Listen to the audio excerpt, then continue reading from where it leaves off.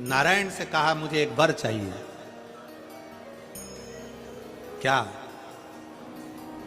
लक्ष्मी मेरी बेटी बनकर जन्म ले, लक्ष्मी मेरी बेटी बनकर जन्म ले, मुझे ये वर चाहिए। नारायण कहते हैं ये लक्ष्मी ही आज्ञा देगी तो हो सकता। तब लक्ष्मी जी ने कहा ठीक है। भृगु ऋषि जी की धर्म पत्नी माता ख्याति के गर्भ से लक्ष्मी का प्रागट्य हुआ।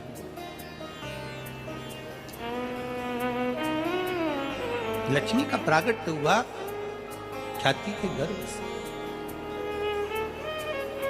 तो भी लक्ष्मी जी ने एक ही बात कही, भृगु बाबा जिस दिन तुम शंकर की आराधना में लगोगे ये लक्ष्मी तुम्हारी बेटी बनकर प्रगटेगी।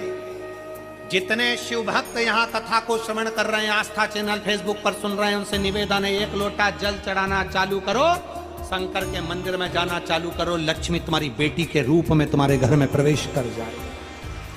शिव महापुराण की कथा कहती है पशुपति नाथ के व्रत में हल्दी ले जाना भूल गए, चंदन ले जाना भूल गए या कुछ सामान ले जाना भूल गए, दिए जरूर होना चाहिए, प्रसाद का 3 हिस्सा जरूर होना चाहिए। बाकी का अगर कुछ भूल गए तो बाबा तुम्हारे अवगुण नहीं देखेगा, बाबा तुम्हारा गुण देखेगा, अवगुण नहीं देखेगा।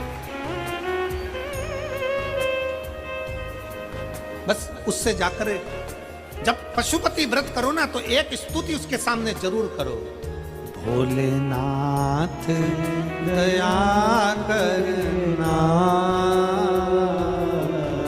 मैं तेरे भरोसे हूं। और दुनिया के लोग पहले बेलपत्री का महत्व नहीं जानते थे, अब शंकर जी पे चढ़ी हुई बेलपत्री का क्या महत्व है ये पूरी विश्व जान गया।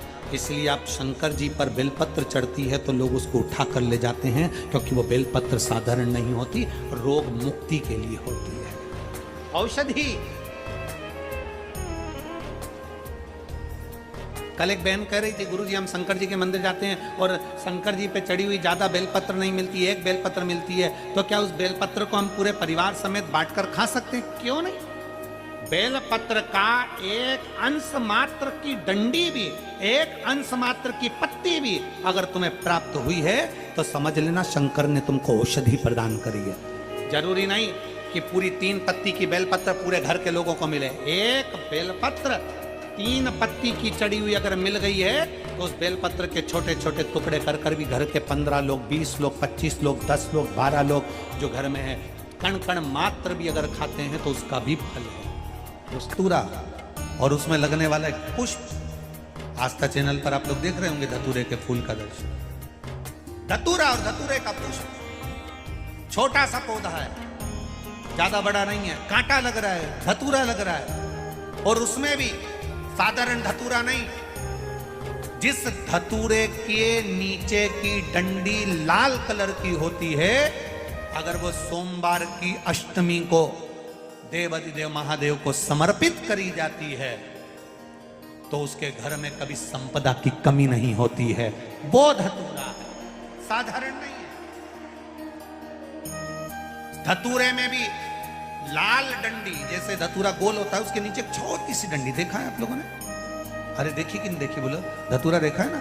धतूरे के अंदर एक नीचे छोटी सी डंडी होती है, जब तोड़ोगे तो वो डंडी का कलर अगर लाल है, वो डंडी का कलर अगर लाल है, और कभी हम तो कहेंगे जैसे बड़ी बीमारी जिसको हो जाती है, लीवर, किडनी, कैंसर आदि आदि बड़ी बीमारियों से जो जूझ रहा होता है, प्रयास करो, प्रयास महामृत्युंजय का जाप कर कर, महामृत्युंजय का स्मरण कर कर, एक लाल डंडी का धतूरा प्रयास करना, एक धतूरा मिल जाए या 5 धतूरे मिल जाए किसी भी एकांतेश्वर महादेव पर, जो शिव मंदिर एकांत में हो, जहाँ कोई जाता आता नहीं हो।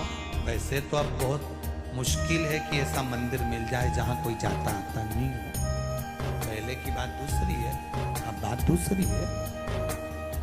फिर भी कहीं आप रोड पे से निकल रहे हो, एकांतेश्वर महादेव अगर आपका दिख जाए, बहुत बीमारियों से ग्रसित हो, तो भी महामृत्युंजय जाप का स्मरण कर कर या किसी विद्वत ब्राह्मण जन से महामृत्युंजय मंत्र का जाप कराकर या भगवान शिव के मंत्र का जाप स्वयं कर कर वो भी ना बने तो पंचाक्षर मंत्र नमः शिवाय, षडाक्षर मंत्र ओम नमः शिवाय या श्री शिवाय नमस्तुभ्यम जप कर वो लाल डंडी का धतूरा 5 एकांतेश्वर महादेव को आप समर्पित कर सकते। रोग थम जाएगा, जो दवाई खाओगे वो शरीर को लगना प्रारंभ हो जाएगी और आप स्वस्थ होना प्रारंभ हो जाएंगे। अगर बड़ा रोग